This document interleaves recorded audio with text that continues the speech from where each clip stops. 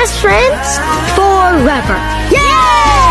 አስታውስ፣ ድግሱ ሲያልቅ እንግዳዎቹ ይሄዳሉ። ያለህን ስታጣ ወዳጆች ይርቃሉ። ስታዝን ግድ የማይሰጣቸው ሰዎች መሳቅ ስትጀምር ሲጨነቁ ታያለህ። ወዳጄ፣ ለሰው መሬት ብትሆንለት አንተን ለመጉዳት በደንብ ይረግጥሃል። ሁሉንም ነገር አይተህ እንዳላየ ሰምተህ እንዳልሰማ ለፈው። እወዳችኋለሁ። ዲስፕሊን ያስፈልጋል። ዋጋ መክፈል። ዲስፕሊን ማለት ምን ማለት መሰለህ? እየመረረህ እየደበረህ ማጥናት፣ እያስጠላህ ተነስተህ መስራት፣ ተደብቀህ ማንም ሳይ የምትለፋ ከሆነ ሰው እያየ በአደባባይ ትሸለማለህ። እስከሆነ ጊዜ ከሚከፈል በላይ ልትሰራ ትችላለህ። ምንም ላይከፈል ሁላ ይችላል። በነፃ ልትሰራ ትችላለህ።